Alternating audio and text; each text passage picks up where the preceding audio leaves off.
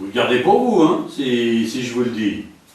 Il veut m'envoyer à Saint-André-de-la-Marche. Oh, mais c'était pas possible, monsieur l'abbé, que vous partiez. Mais la construction a commencé depuis 2 ans. Les Saint-Paulais sont investis. Qu'est-ce qu'on va devenir sans vous? Eh ben, vous ferez sans moi, nul n'est irremplaçable. Non, on ne peut pas rester comme ça. Non, c'est pas possible, il faut faire quelque chose. On va lancer une pétition. Oui, une pétition. On va... T'entends ça, Marguerite? Ouais, et puis, qu'est-ce qu'on risque? On va aller voir l'évêque. Allez voir l'évêque. Ah, je sais pas comment on va recevoir, l'évêque. Vous le connaissez au moins? Tant pis, on fera ce qu'il faut faire. Écoutez, je peux pas vous en empêcher, hein. Eh bien, on ira le voir. Bien. À bientôt.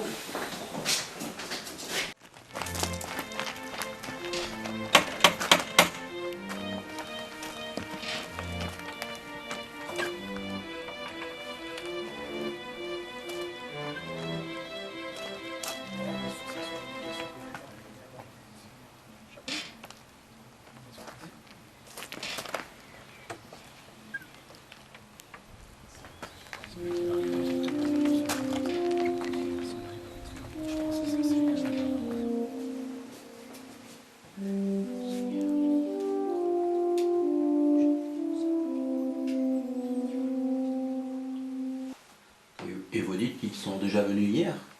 Oui, monseigneur. Et qu'ils resteront devant l'évêché tant que je ne les aurai pas reçus? Oui, monseigneur. Mais pour qui se prennent-ils pour venir s'imposer ainsi? Bon, faites-les entrer.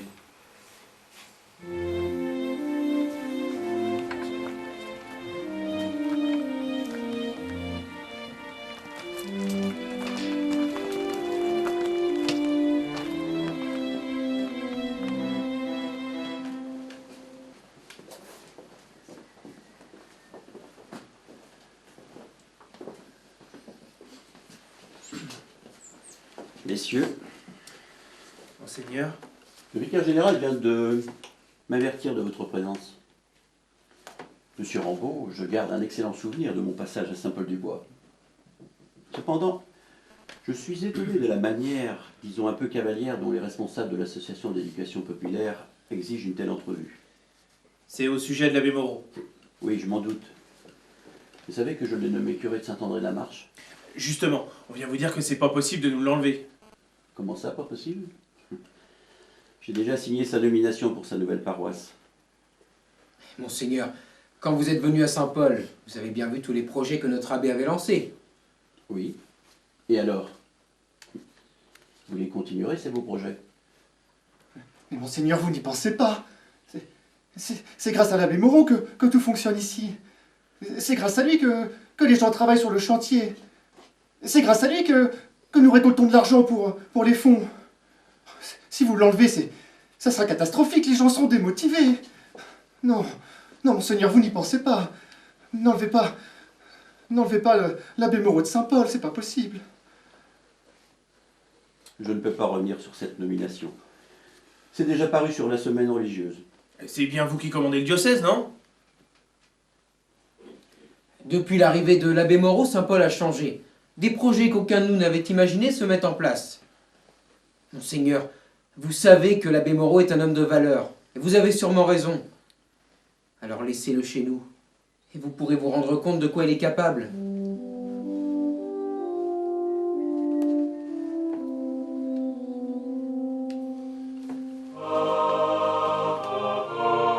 Messieurs,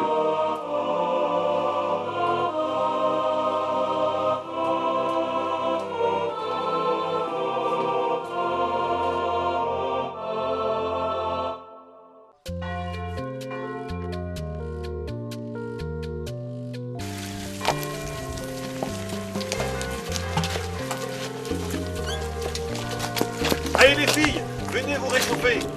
Ah, c'est pas de refus. Je t'en prie.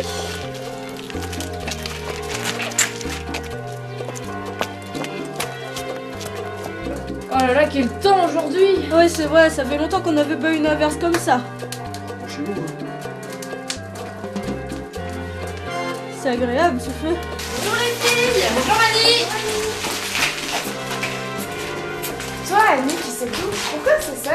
Eh bien bien, les cloches sonnent pour annoncer une grande nouvelle. Notre curé Moreau reste à Saint-Paul. Mais c'est formidable! Le curé Moreau n'est peut-être pas facile, mais les projets qu'il a me plaisent et l'aventure du théâtre va pouvoir continuer.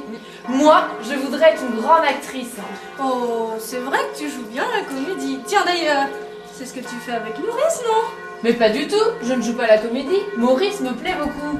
Oui, mais Maurice rôde beaucoup autour de Marianne. Et si tu continues à lui tourner autour, il faudra t'en accuser à confesse. T'auras pas Maurice. T'auras pas Maurice. Georges, le jeudi, tu emmènes tous les enfants, garçons et filles en forêt. Tu sais pourtant que partout ailleurs, le patron est réservé aux garçons. Oui, mais j'y tiens. La mixité est importante pour que les jeunes apprennent à se connaître. Ils sont heureux, je trouve qu'ils sont heureux de jouer ensemble. Quand même, Georges, ça ne se fait pas dans les autres communes. Même dans les pièces de théâtre, les rôles de femmes sont joués par des hommes. Ben justement, j'ai envie de changer tout cela, tu vois. Tu veux dire que...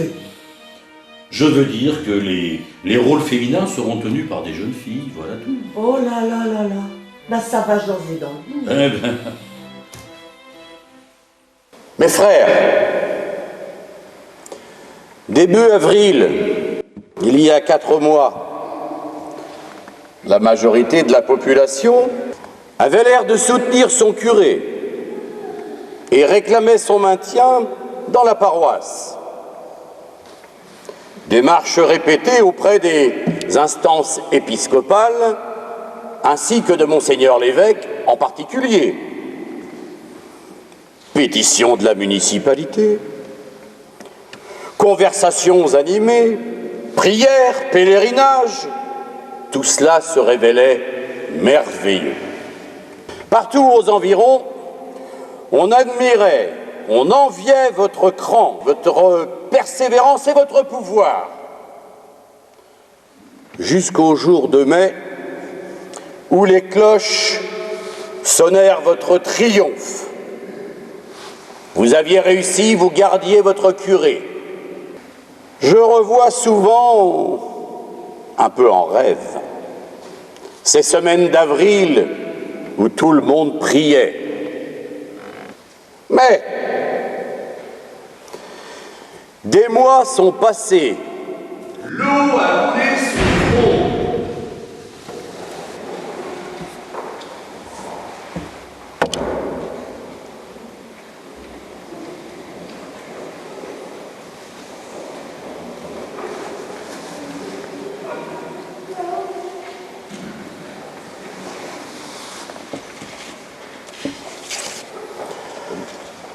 Je disais donc, l'eau a coulé sous les ponts.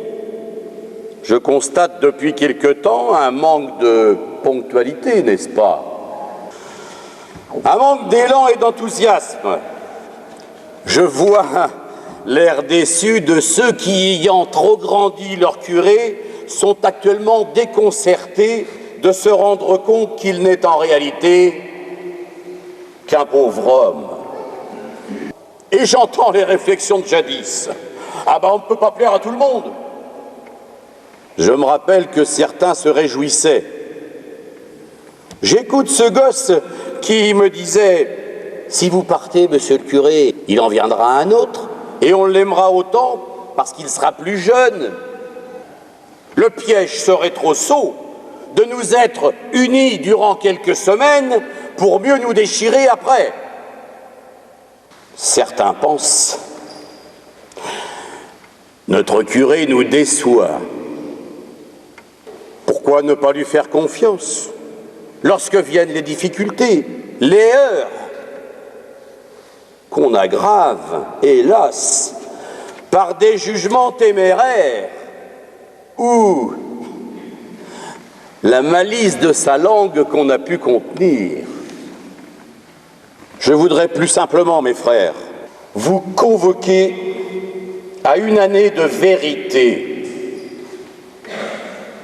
Mettons à la porte le mensonge, l'hypocrisie et nos gestes de comédiens. Ayons le courage de paraître ce que nous sommes. Amen.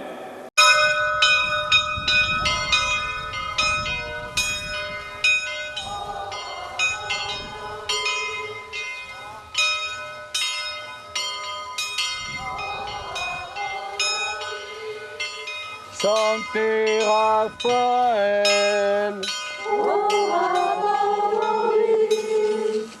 Sancte Johannes Battista. Sancte Josephe. Sancte Patriarche Prophète.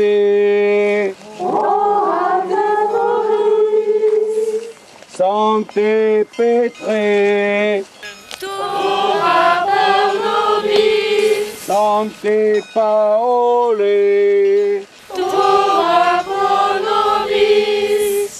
Sancte Andrea. Sancta Dei Genetrix. Sancta Virgo et Virginum. Sancte Raphaël. Sancte Thaddée. Sancte Simon. Sancte Barnabas.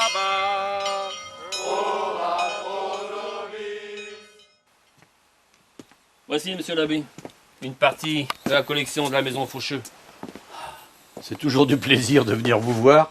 J'adore me balader dans vos collections. Tenez, regardez. Ah la oui. livre. Ouais, quelle broderie, hein. Oui. Martine et Brigitte, vous avez finalisé la commande de monsieur l'abbé? Oui, oui, tout est dans la malle là-bas. Près du bureau? Oui. Très bien, merci. Bonjour, mesdames. Monsieur l'abbé. Voyez, attention sur les pages. Ah oui. Oui, oui. Tenez, Donc. voici votre commande. Ah, la commande de Bénure. Mais c'est possible que ce soit la dernière que je vous fasse. Pourquoi donc? La télévision fait grand tort au théâtre. Bon, Oui, la télévision. Il y a de moins en moins de troupes de théâtre et la location de costumes devient de plus en plus difficile. Ah bon? La maison Rabot a fermé. Ah bon? Vous n'étiez pas au courant? Non. Et je suis sur le point de... Enfin, on en reparlera tout à l'heure. Bah, je vous sens pessimiste, là. Ah oui. André! Oui. André! Oui.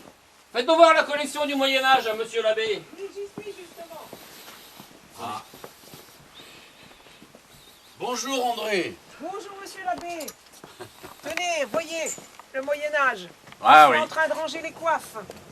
Quelle belle époque que le Moyen-Âge. Oui. J'aurais aimé vivre à cette époque-là, je crois. Regardez. Ah oui. Brigitte, vous vérifierez le nombre de casques dans la caisse, s'il vous plaît. Oui, oui.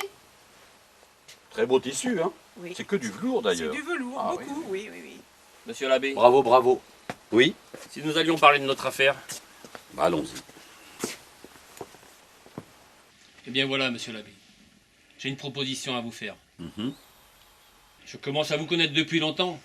Eh bien, je vous vends toute la maison Faucheux. Les décors, les costumes, les montants, tout, je vous vends tout, vous débarrassez tout, vous emmenez tout à Saint-Paul. Vous êtes sérieux? Mais très sérieux? Qu'avez-vous donc à rire comme ça, monsieur l'abbé? Je pense à mon trésorier de l'association. Si je lui fais cette proposition, il va en tomber en syncope. Bon, allez, revenons sérieux. Mais dites donc, vous allez me livrer votre secret quand même, le prix. Ah, bah écoutez, ça se discute. Vous voyez, nous nous connaissons depuis longtemps quand même. Oui, puis c'est vrai qu'on vient de monter le théâtre à Saint-Paul, pourquoi pas, oui. Ça pourrait être complémentaire. Vous savez, monsieur l'abbé, la télévision, c'est une mode. Ouais. Le théâtre reprendra sa place. Et à ce moment-là, vous aurez un capital, costume, décor, que tout le monde vous enviera. Une richesse exceptionnelle. Ouais, c'est pas idiot ce que vous me dites là. Pas du tout. Alors voilà la proposition que m'a faite monsieur Faucheux le jour où je suis allé chercher les décors et costumes pour Bénure. Il souhaite nous céder toute sa collection. Costumes et décors. Et il faut qu'on vide ses hangars, c'est simple. Eh ben, c'est formidable, on achète tout. vous êtes totalement fou. Ça va encore coûter des millions tout ça. Mais voyons, Eugène, on a bien réussi à construire le patronage. Pourquoi on n'arriverait pas à acheter la collection? On n'est pas ça près. Et vous verrez qu'un jour ou l'autre, les troupes de théâtre viendront louer les costumes et décors chez nous. La collection faucheux. La collection, allez. Allez, Eugène. Allez. Tu es sûr de ce que tu fais, Georges? Est-ce que ce n'est pas trop ambitieux? Tu te rends compte? Acheter ces milliers de costumes? Bah écoute, je sais, mais il faut oser de temps en temps. C'est un pari sur l'avenir. Mais tu sais, ce sera peut-être une richesse pour Saint-Paul, tôt ou tard. Mais enfin, mais comment allez-vous faire pour déménager tous ces costumes?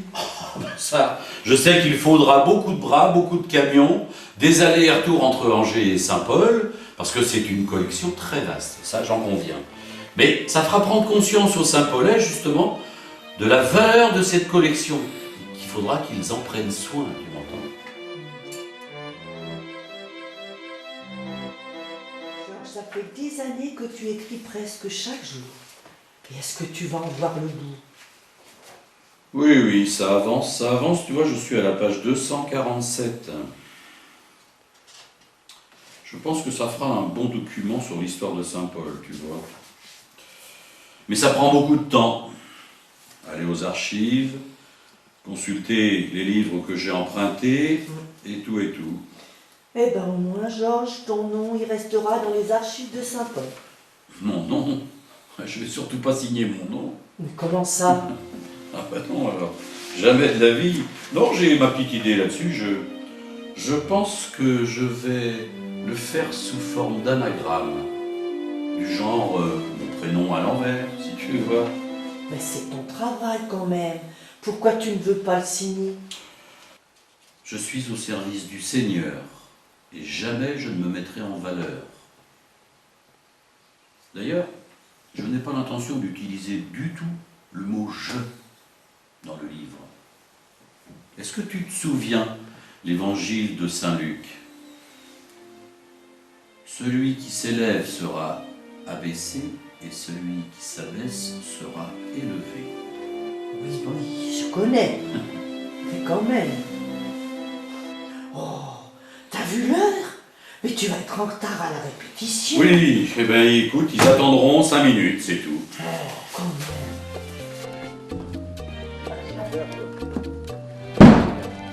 Le voilà.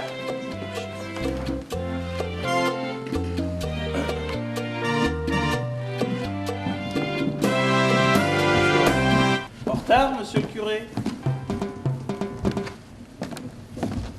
En retard. On va vous voir à l'œuvre. C'est un vieux monsieur qui demande à vous parler tout de suite. Son nom, il ne veut le dire qu'à vous. Introduis-le ici. Louise, mon enfant, va-t'en dans le boudoir, je t'y rejoindrai tout à l'heure. Parlez plus fort! Je t'y rejoindrai tout à l'heure. Lui, François. Oh, jamais je n'aurais pensé qu'il puisse m'aimer.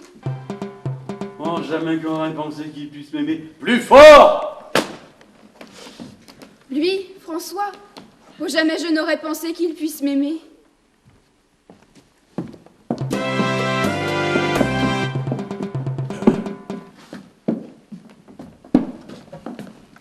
C'est à monsieur le chevalier du Guet que j'ai l'avantage de parler. À lui-même, monsieur.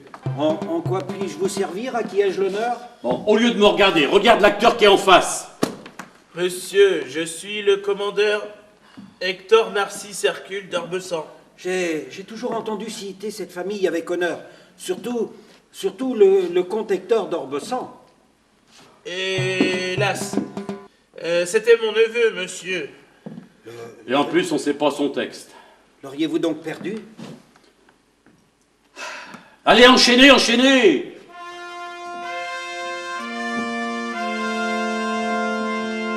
Bon, oh! Bon, bah ça va bien. Il arrive en retard et puis il trouve à nous redire. Du coup, moi j'en ai ras-le-bol.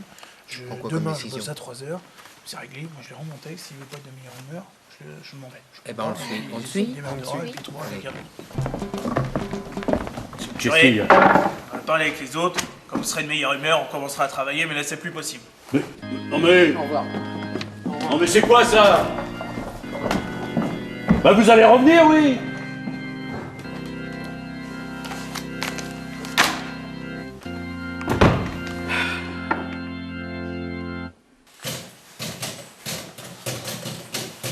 T'es déjà rentré? Oui. Je suis déjà rentré et très en colère. Qu'est-ce qui se passe? Il se passe? C'est la première fois que je vois ça.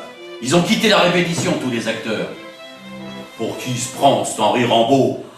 Eh, vous êtes en retard, monsieur le curé, vous êtes en retard. Il a qu'à se mettre à ma place aussi. Non mais... T'es pas facile, toi non plus. T'as un sale caractère. Tu vas pas t'y mettre toi aussi. Oh, je suis bien placé pour le savoir. Mettez sur le fond là, on tirera après. Faut pas qu'on traîne. D'ailleurs, donc Faut pas qu'on traîne. Allez. Agnès, ma femme va se regarder. Oh allez, non, allez. Bon. Ah bah monsieur Rambaud, ça je vous ai jamais vu du travail autant. C'est le 498e panier et c'est le dernier. Eh, nous on a posé 2000 pièces de décor. Ah ouais. Eh, on va arroser ça une dernière fois, hein. N'est-ce pas, monsieur le curé? Allez. Ce sera la dernière fois. On boira un verre au presbytère à la cave. Très bien. Il faudra payer tout ça, hein. C'est-il votre vin, monsieur le curé? Mais bien sûr que c'est de mon vin. C'est de ma vigne de Montillier. Voilà. On va en déboucher une un peu plus vieille. Eh oui, à propos de la vigne de Montillier, il y a le père Beaumont, le monsieur le maire, il est venu me trouver pour que j'essaie de leur rendre le terrain. J'en ai parlé avec ma soeur, on est d'accord. Donc, c'est pour la bonne cause, c'est pour faire un terrain de football. Allez, pour les jeunes, alors. Voilà. Vous n'oubliez pas, monsieur le curé. Vous oubliez pas. Je ne vais pas m'oublier. Allez. Et quand même, monsieur le curé, on a fait fort. On s'est arrêté dans presque tous les cafés sur la route depuis Angers pour ce dernier transport. C'est vrai que sa nature m'a fait fort. Et à la fois, le camion, il allait plus bien droit. On a bien fait de partir de bonne heure ce matin. Reservez donc gendarmerie, monsieur.